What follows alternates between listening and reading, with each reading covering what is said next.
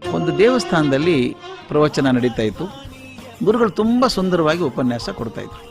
ಅನೇಕ ಜನ ಭಕ್ತರು ಏಕಚಿತ್ತರಾಗಿ ಅವ್ರ ಮಾತನ್ನು ಕೇಳ್ತಾ ಇದ್ರು.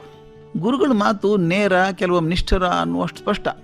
ಆದರೆ ಮಾತು ಮಾತ್ರ ಹಸಿ ಗೋಡೆಯಲ್ಲಿ ಕಲ್ಲು ಚುಚ್ಚಿದ್ರೆ ಹೇಗಾಗತ್ತೋ ಹಾಗೆ ಮನಸ್ಸಲ್ಲಿ ಉಳ್ಕೊಂಡ್ಬಿಡ್ಬೇಕು. ಪ್ರವಚನದ ನಂತರ ಪ್ರಶ್ನೋತ್ತರ ಇರೋದು. ಎಂದಂತೆ ಪ್ರಶ್ನೋತ್ತರ ಕಾರ್ಯಕ್ರಮ ಶುರು ಆಯಿತು. ಒಬ್ಬರು ನಿಂತು ಹೇಳಿದರು, ಗುರುಗಳೇ, ನೀವು ಪ್ರವಚನ ಮಾಡುವಾಗ ತುಂಬ ಖುಷಿ ಆಗ್ತದೆ, ಭಗವಂತ ಎಲ್ಲ ಕಷ್ಟಗಳನ್ನು ಪರಿಹರಿಸ್ತಾನೆ, ಅಚಲವಾದ ನಂಬಿಕೆ ನೀಡಿ ಎಂದೆಲ್ಲ ಹೇಳ್ತೀರಿ ನೀವು. ಆದರೆ ನಮ್ಮ ಕಷ್ಟ ಮುಗಿಯೋದೇ ಇಲ್ಲಲ್ಲ ಸ್ವಾಮಿ. ಒಂದು ಮುಗೀತು, ಒಂದು ಉಸಿರು ಬಿಡೋದ್ರಲ್ಲಿ ಇನ್ನೊಂದು ಸಮಸ್ಯೆ ಬರ್ತದೆ, ಅದನ್ನು ಮುಗಿಸೋ ಇನ್ನೊಂದು ಬರುತ್ತೆ, ಏನು ಮಾಡೋದು? ಮತ್ತೊಬ್ಬರು ಎದ್ದು ನಿಂತ್ಕೊಂಡ್ರು. ಅವ್ರ ಮುಖಾನೇ ಪ್ರಶ್ನಾರ್ಥಕವಾಗಿತ್ತು. ಸ್ವಾಮಿ, ಮಗಳಿಗೆ ಹುಟ್ಟಿದಿಂದಲೇ ಕಾಯಿದೆ ಬಂದಿತ್ತು. 6 ವರ್ಷ ಕಾಲ ಬಿಡದೆ ವೈದ್ಯರ ಹತ್ರ ಕರೆದೊಯ್ದೆ. ನಿಧಾನವಾಗಿ ಗುಣ ಆಗ್ತಿದೆ ಅನ್ನೋ ಹೊತ್ತಿಗೆ ಕಣ್ಣು ಬೇನೆ ಶುರು ಆಯಿತು.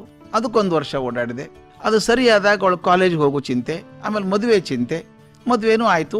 ಒಂದು ನಿಟ್ಟುಸಿರು ಬಿಟ್ಟು ಕೊಡೋ ಹೊತ್ತಿಗೆ ಆಕೆ ಗಂಡ ಜಗಳಾಡಿ ಬೇರೆ ಆಗಬೇಕಂದಿದ್ದಾರೆ. ಇರೋಳೊಬ್ಬಳು ಮಗಳು, ಏನು ಮಾಡಬೇಕು ಅಂತ ತೋಚ್ತಾ ಇಲ್ಲ ಸ್ವಾಮಿ. ಭಗವಂತನ ನಂಬಿಕೆನೂ ಇದೆ, ಅದರ ಪರಿಹಾರ ಕಾಣಿಸ್ತಾ ಇಲ್ಲ ಅಂತ ಕಣ್ಣಲ್ಲಿ ನೀರು ತುಂಬಿಕೊಟ್ರು. ಕಷ್ಟಗಳ ಪರಂಪರೆ ಹೊಡೆದು ಎಲ್ಲರೂ ಹೀಗೆ ಶುರು ಮಾಡಿದರು. ಗುರುಗಳು ನಕ್ಕರು. ನಿಮ್ಮಲ್ಲಿ ಯಾರಾದರೂ ಬನ್ನಿ ಇಲ್ಲಿ ಅಂತ ಕರೆದ್ರು. ಒಬ್ಬರು ಎದ್ದು ಮುಂದೆ ಬಂದರು. ಗುರುಗಳು ಹೇಳಿದರು, ನೋಡಿ, ನಿಮ್ಮ ಪಕ್ಕದಲ್ಲಿ ಆ ನೀರು ತುಂಬಿದ ಲೋಟ ಇದೆಯಲ್ಲ, ಅಂದು ಕೈಯಲ್ಲಿ ಹಿಡ್ಕೊಳ್ಳಿ ಅಂದರು. ಹಿಡ್ಕೊಂಡ್ರು. ತುಂಬ ಭಾರ ಆಗಿದೇನ್ರಿ ಅಂತ ಕೇಳಿದ್ರು.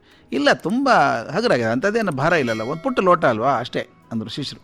ಒಂದು ಕೆಲಸ ಮಾಡಿ, ಆ ಲೋಟ ಕೈಯಲ್ಲಿ ಹಿಡ್ಕೊಂಡು ಕೈ ಚಾಚಿ ಮುಂದೆ ಹಾಗೇನೆ ಅಂದರು. ಹಿಡ್ಕೊಂಡ್ರು.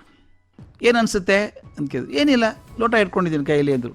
5 ನಿಮಿಷ ಹಿಡ್ಕೊಳ್ಳಿ ಹಾಗೇನೆ ಅಂದರು. ಕೈ ನೋಯೋಕ್ಕೆ ಶುರು ಆಯಿತು. ಯಾಕೆ ಅಂದರು.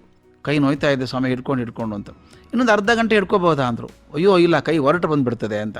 2 ತಾಸು ಹಿಡ್ಕೊಂಡ್ರೆ ಏನಾಗ್ತದೆ ಅಂತ. ಸಾಧ್ಯವೇ ಇಲ್ಲ, ಕೈ ಮರಗಟ್ಟಿ ಬಿದ್ದು ಹೋಗ್ತದೆ, ಲೋಟ ಕೆಳಗೆ ಬಿದ್ದು ಹೋಗ್ತದೆ ಅಂದರು. ಹಾಗಾದ್ರೆ ಏನು ಮಾಡಬೇಕು ಅಂದು ಗುರುಗಳು ಕೇಳಿದರು.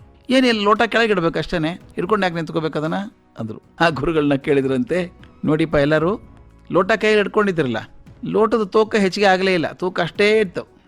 ಎಷ್ಟು ಜಾಸ್ತಿ ಸಮಯ ಲೋಟ ಹಿಡ್ಕೊಂಡಿದ್ದೀರೋ ಅಷ್ಟು ಭಾರ ಹೆಚ್ಚಾದಂಗೆ ಅನಿಸುತ್ತೆ, ಹಿಡಿಯೋದು ಅಸಾಧ್ಯ ಅಂತ ಅನಿಸುತ್ತೆ. ನಮಗೆ ಬರುವಂಥ ಸಮಸ್ಯೆಗಳು ಹಾಗೇನೆ. ಹೆಚ್ಚು ಹೊತ್ತು ಸಮಯದಲ್ಲಿ ಅದೇ ತಲೆಯಲ್ಲಿ ತುಂಬಿಕೊಂಡು ಅದ್ರ ಬಗ್ಗೆನೇ ವಿಚಾರ ಮಾಡ್ತಾ ಇದ್ದರೆ ತಲೆ ಭಾರ ಆಗತ್ತೆ, ಜೀವನ ಭಾರ ಆಗತ್ತೆ.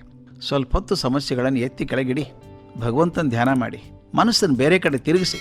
ಮನಸ್ಸನ್ನು ಬೇರೆ ಕಡೆ ತಿರುಗಿಸಿದಾಗ ಇದ್ರ ಭಾರ ಅನಿಸಲ್ಲ, ಮತ್ತೆ ಈ ಕಡೆ ಬನ್ನಿ, ಬಿಟ್ಟೋಗಲ್ಲ ನಿಮ್ಮನ್ನಿದು. ಆದರೆ ಮನಸ್ಸನ್ನು ಆದಷ್ಟು ಬೇರೆ ಕಡೆ ತಿರುಗಿಸಿದಾಗ ಇದ್ರ ಭಾರ ಅನಿಸಲ್ಲ. ಆ ಲೋಟ ಆಯ್ತಲ್ಲ, ಹೊತ್ಕೊಂಡು ನಿಂತ್ಕೋಬೇಡಿ ಯಾವಾಗಲೂ. ಪುಟ್ಟ ಲೋಟ ಆದರೂ ಭಾರ ಆಗುತ್ತೆ, ಕೆಳಗಿಡಿ, ಮತ್ತು 5 ಬತ್ತು ಹಿಡ್ಕೊಳ್ಳಿ ಅಂತ ತೊಂದರೆ ಆಗಲ್ಲ. ಹಾಗೆ ನಿಮ್ಮ ಜೀವನದಲ್ಲಿ ಬರುವಂಥ ಸಮಸ್ಯೆಗಳನ್ನು ಯಾವಾಗಲೂ ಹೊತ್ಕೊಂಡು ಕೊಡಬೇಡಿ. ಬರೀ ಬಂದವ್ರ ಮುಂದೆಲ್ಲ ಅಯ್ಯೋ ನನ್ನ ಪ್ರಾಬ್ಲಮ್ ಹೇಳ್ಕೊಂಡು ಒದ್ದಾಡಬೇಡಿ.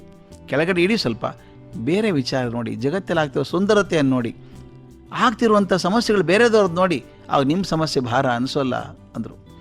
ಶಿಷ್ಯರು ತಲೆ ಅಲ್ಲಾಡಿಸಿದ್ರು. ಹೌದು ಅನ್ನಿಸ್ತು, ನಮಗೂ ಹಾಗೆ ಅನಿಸುತ್ತಲ್ಲ. ನಮ್ಮ ಸಮಸ್ಯೆ ದೊಡ್ಡದು ಅನ್ನಿಸಿದಾಗ ಸ್ವಲ್ಪ ಹೊತ್ತು ಬೇರೆ ಕಡೆ ಇಟ್ಟು ಮನಸ್ಸನ್ನು ಬದಲಾಯಿಸ್ಕೊಳ್ಳಿ, ತುಂಬ ಹಗರ ಅನಿಸುತ್ತೆ.